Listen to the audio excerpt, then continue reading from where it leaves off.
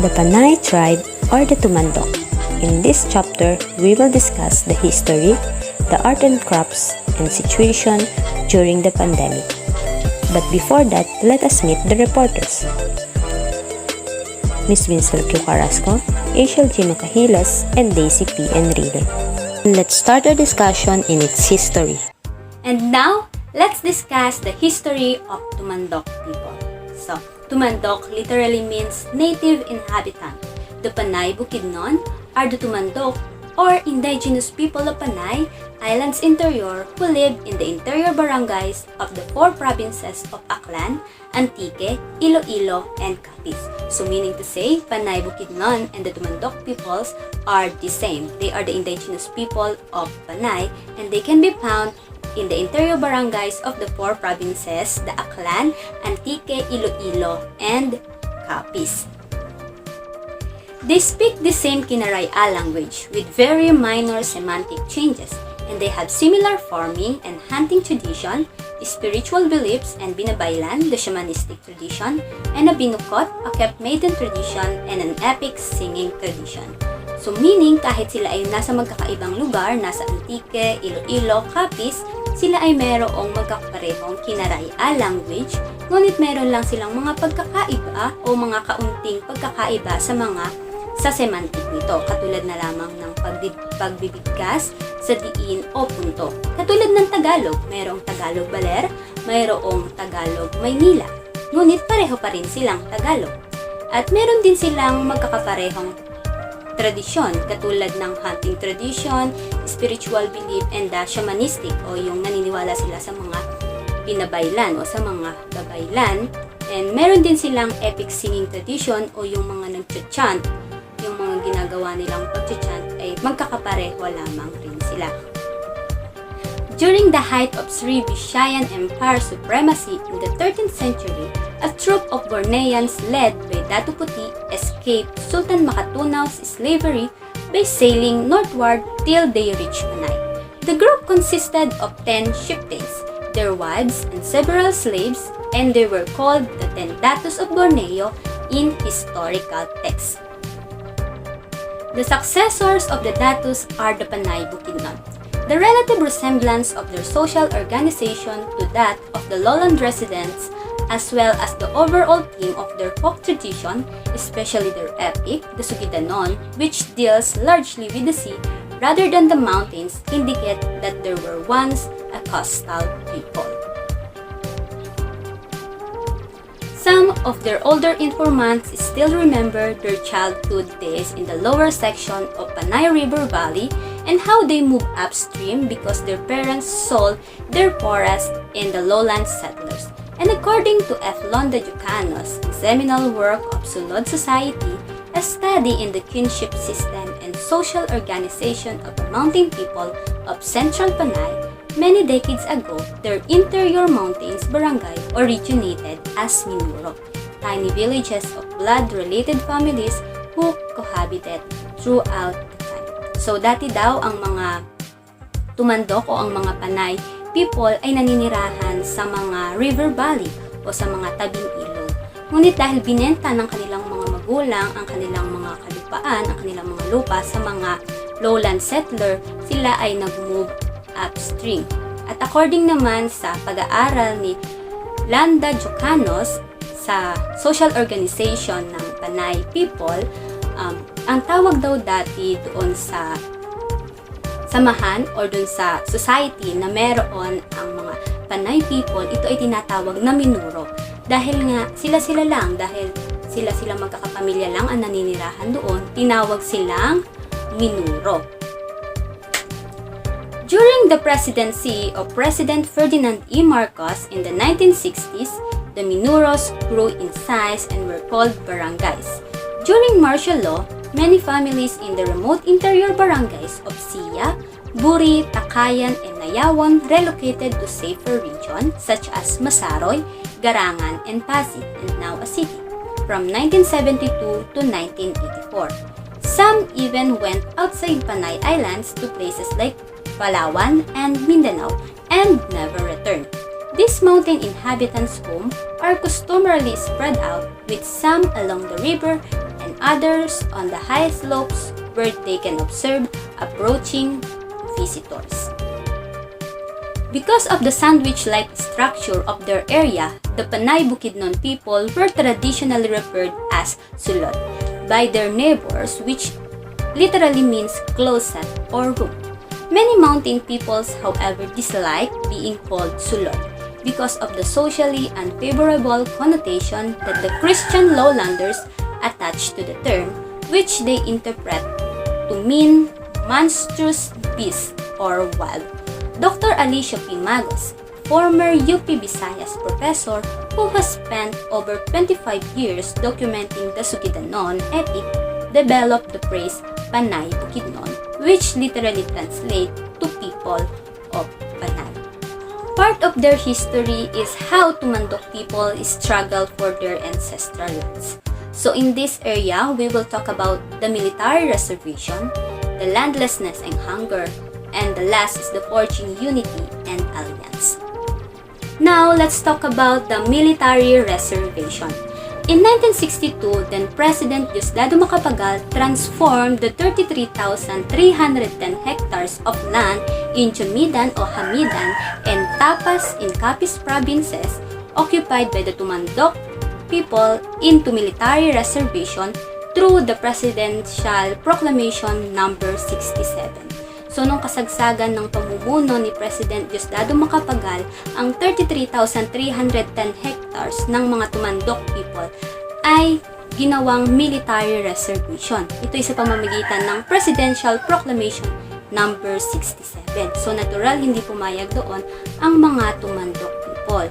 Ngunit, this proclamation was followed by the construction of the headquarters of 3rd Infantry Division of the Philippines Army in Barangay Hena Norte, Jumidan, and the subsequent establishment of military and paramilitary detachment all over the congested area.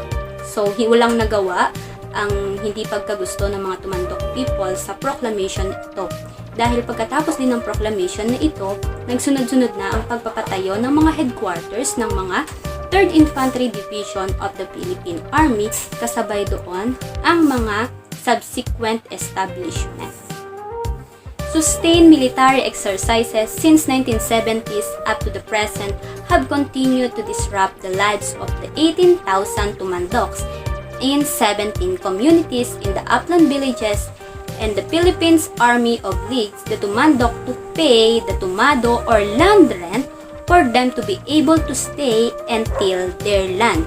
So, inalisan na nga sila ng pangkabuhayan, inobliga pa ang mga Tumandok people na magbayad ng renta para lang sila makapag-stay o para lang manatili sila dun sa kanilang kinalakihang lugar. So, imagine natin kung gaano kalaki ang epekto noon sa pamumuhay ng mga Tumandok people. Dahil yung 33,310 hectares, malaki na iyon para kanilang doon sila mangaso at ipagpatuloy yung kanilang mga agricultural activities. And now, let's talk about the landless and hunger of Tumandok people. Landlessness is preventing the Tumandoks from developing their land into something more sustainable than kaingin farming, which employs the slash and burn method. So, dahil nasakop na ng military reservation yung napakalaking area ng ancestral lands ng mga Tumandok, ito'y nakakapag-prevent sa kanila na ma-develop pa nila yung kanilang lupa into different agricultural activities. And aside from the threats of eviction, the more pressing concern of the Tumandoks is hunger.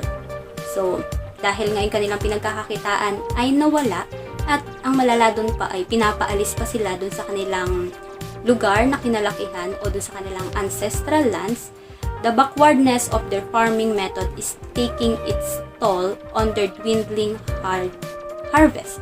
Since 1999, their rice harvest has constantly decreased. So, simula nung 1999, lahat ng kanilang kita ay bumababa. Yung kanilang mga rice harvest.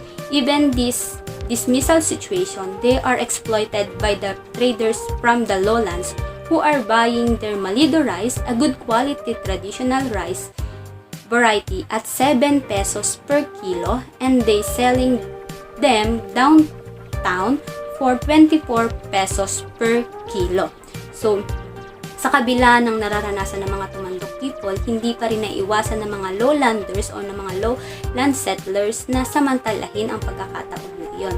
Dahil yung kanilang bigas na malido, isang rice quality, good quality traditional rice of the tumandok ay binibili lamang nila ng 7 pesos per kilo and then ibebenta nila ng 24 pesos per kilo sa baba.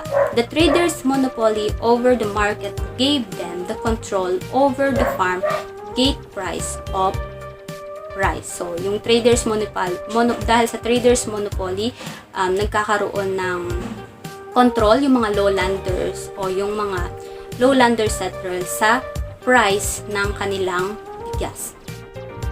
And now, let's go to the forging unity and alliance of the Tumandok people. So, when the eviction of the Tumandoks from their ancestral lands became imminent and offensive against them by the military intensified in the late 90s, the IPs took a drastic collective undertaking by convening the first General Assembly of the 17 Tumandoks. So, those Tumandoks demanded the reclaiming of land ownership of areas by virtue of ancestral domain. In effect, they are also calling for the expulsion of the 3rd IDPA or the 3rd Infantry Battalion, Philippine Army from their ancestral lands. So, noong mas naging malala na o mas naging evident na ang pagpapaalis ng mga Philippine Army sa Tumandok people from their ancestral lands, nagkaroon ng isang General Assembly ang 17 na Tumandok people. Dito ay tinemand nila na mapabalik sa kanila ang kanilang pagmamay-ari sa kanilang ancestral lands at kasabay nito ang pagpapaalis ng 3rd Infantry Battalion, Philippine Army sa kanilang lugar. On the other hand naman, Organic Farming Field Experimental and Resources Station Panay o mas kilala bilang OPERS Panay, isang non-government organization which advocates and implement food security and sustainable agriculture programs through DFIS, has already extended support in some IP communities in Tapas, Capiz in 2007.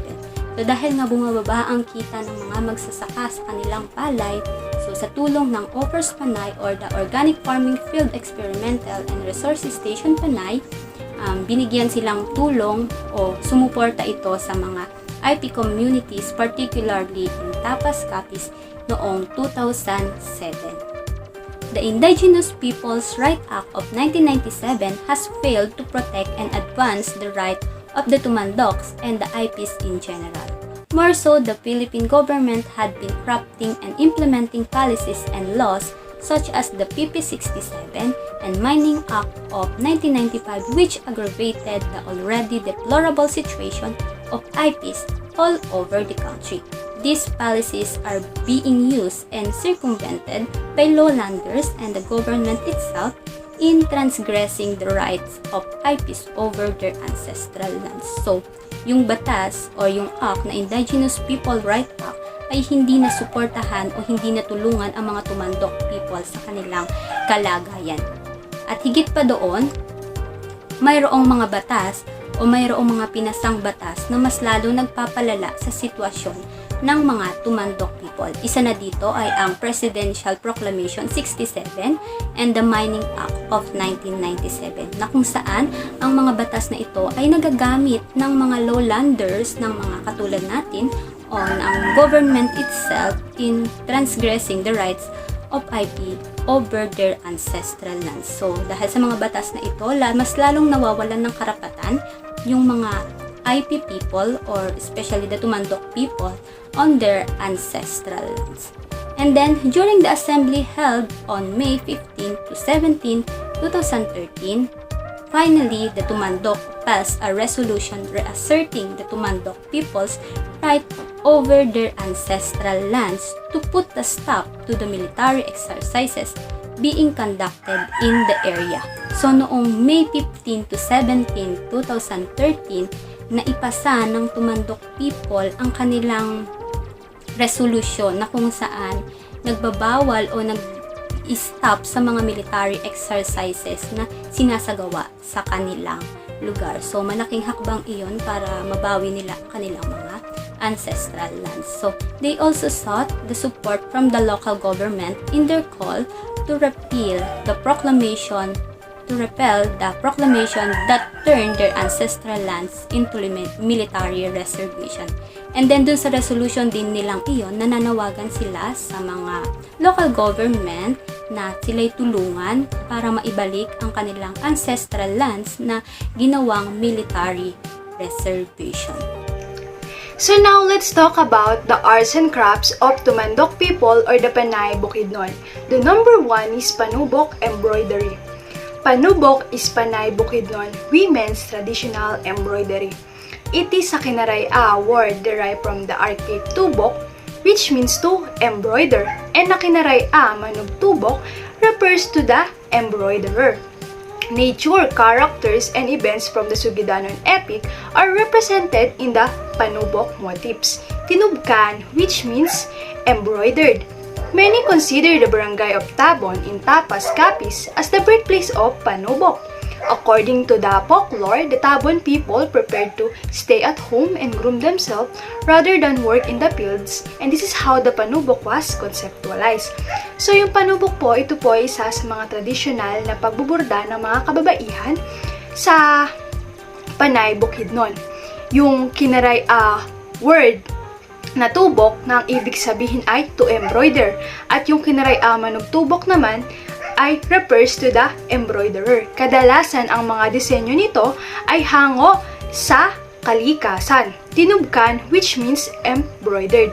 At marami din na nagsasabi or many considered the barangay or sa barangay ng Tabon in Tapas, Capiz, nagsimula o doon nagmula ang panubok.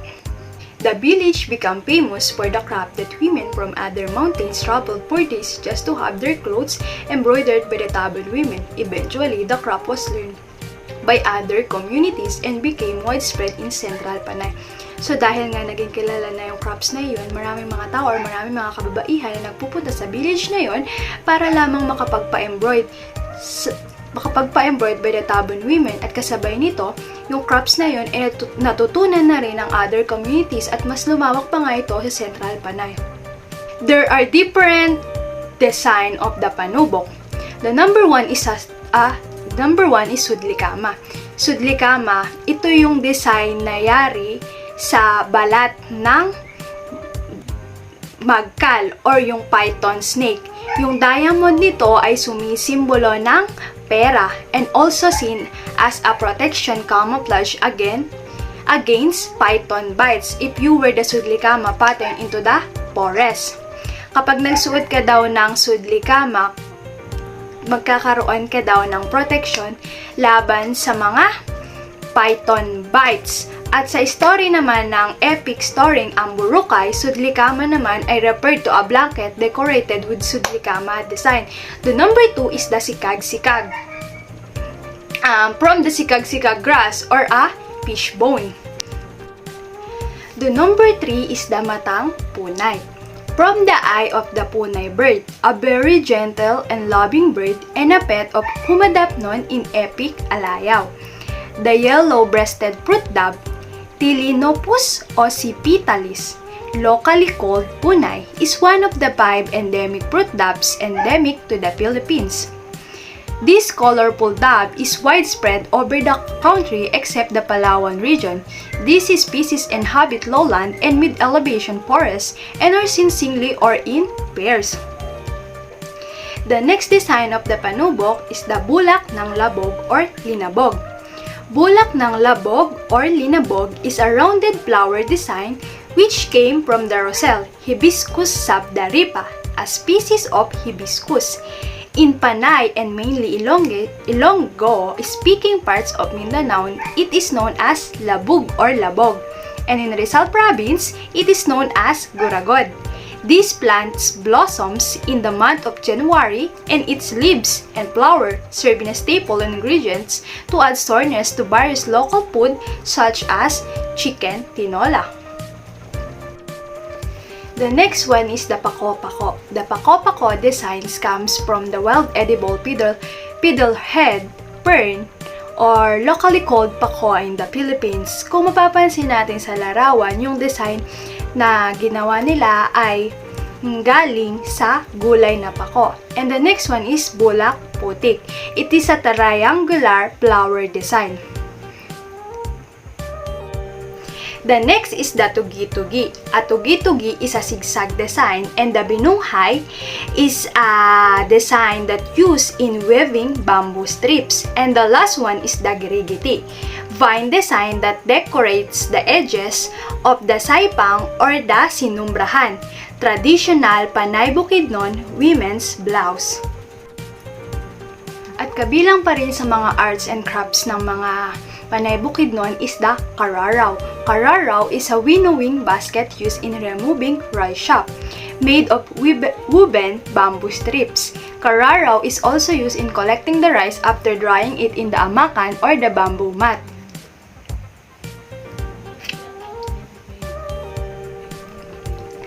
So, dako naman tayo sa culture and traditions. The culture and tradition of the Panay Bukidnon. The number one is the binukot. Ang binukot ay isa sa mga kilalang tradisyon ng mga taga Panay Bukidnon. The binukot is isolated by her parents from the rest of the household at 3 or 4 years old, and she is not exposed to the sun. The next is the cultural dance. The binanog. Binanog is an indigenous dance from the Philippines that features the movement of an eagle hawk, the symbolic beating of bamboo and gong that synchronizes the pulsating movement of the feet and the hands of the lead and follow dances. This specific type of binanog dance comes from the Panay Bukidnon indigenous community in Panay Island, Western Visayas, Philippines. So, yung binanog ay isa itong sayaw ng panliligaw na kung saan ang mga step nito ay hango sa eagle. O yung mga step nito ay hango daw, yung mga galaw ay hango daw sa eagle. At ito nga ay isa sa mga kilala. Ito nga ay nagmula sa Panay Bukidnon. Isa nga rin sa mga kilalang kultura ng mga taga-Panay Bukidnon ay ang epic singing tradition na kung saan ito ay isang paraan ng pagkukwento na parang pakanta. At ganito nga rin ang pagsambit nila sa epikong sugidanon. At meron din silang tinatawag na tambaan. Ang tambahan ay isang awitin na pagtanggap sa bisita. At ang next ay ang sa pagkain. Meron silang tinatawag na binakol.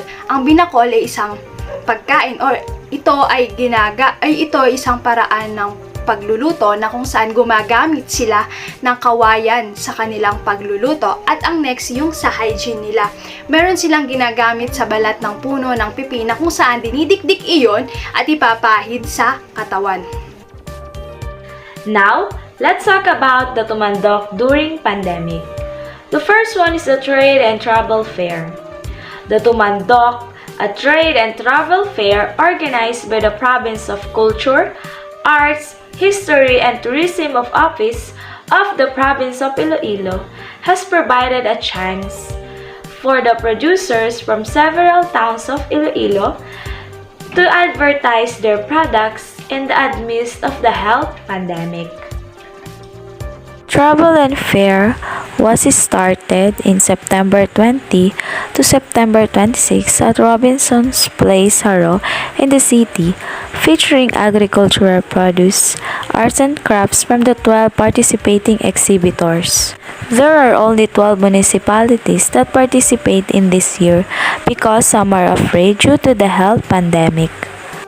Before the pandemic, students documented attraction of various local government units in the province which they market as designations during the tumandok. The travel and trade was organized because they wanted to help local producers who were among those affected by the pandemic.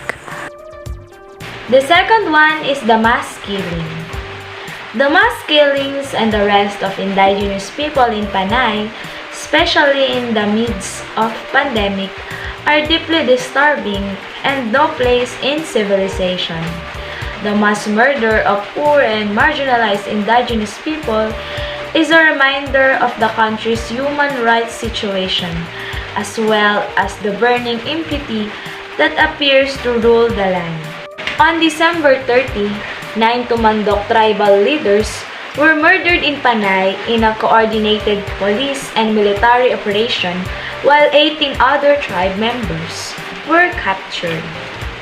The Makabayan bloc wants to investigate the killing of 9 leaders of indigenous peoples community and police and military operation in Iloilo and Capiz late last year.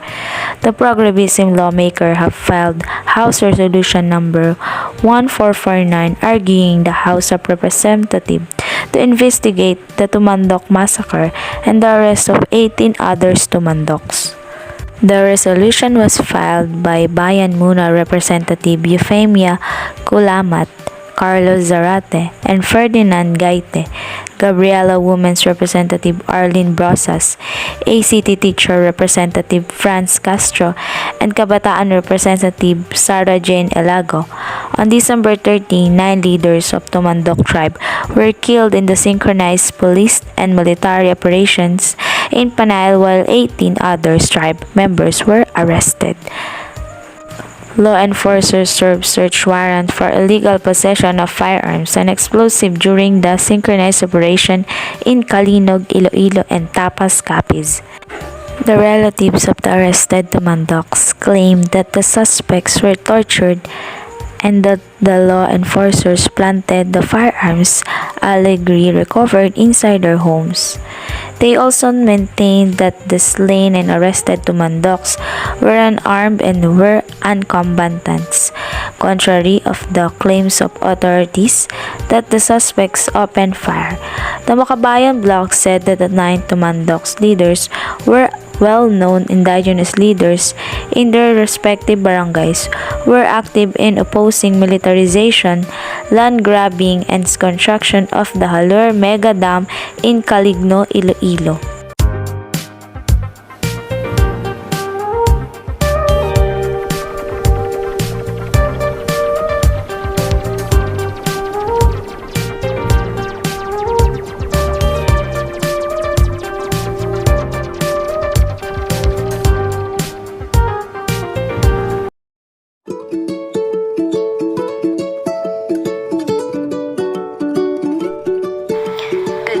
So for today's lesson is we're going to discuss about the tribes of Panay. So we're going to tackle about the Sulud-nun. So who are the Sulud-nun?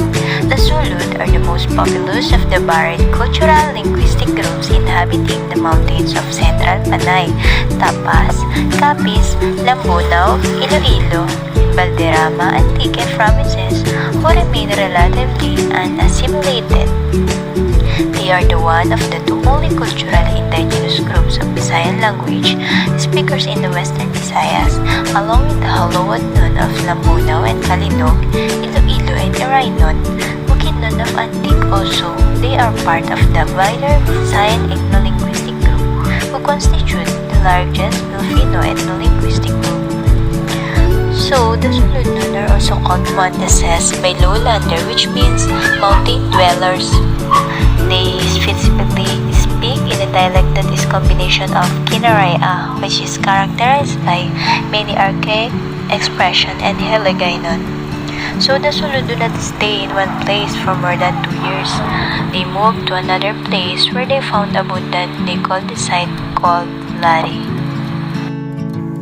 So let's move on to their indigenous creative arts. So the Suludnon or the Sulod were known for their practices of keeping binukot, which is hiding their beautiful women in closed rooms away from the eyes of any man. So according to Lola Conchita, a binukot is kept isolated room so that her family can then demand a high bride price when she is of married age. Because of this isolation, she learned and mastered the Panubo or the Panay Bukidnon's traditional hand embroidery. So, bangkaw or spear made of gold, money, or properties as dowry to the highest bidder and consent by the bride's father are among the requirements for a man to be assured that he could marry of death and burial, everyone in the community contribute things needed for the balasan or wake of death. So if the deceased is an ordinary man, he is buried in the ground. And if the deceased is an important man, a baylan o parang utom not buried in the ground. A coffin was made for them. Carvings are made on the cover and on the sides. So the corpse is encoffined and the slits glued with gum-like sap. The coffin is placed underneath a special shed made of cogon grass called kantang. So panubok comes from the word tubok, that comes from the archaic word tubok, which means embroider. And that was the Suludnun arts. So that's all for today's topic, and thank you for watching. So we hope that you learned a lot from the tribes of Panay, which is the Suludnun.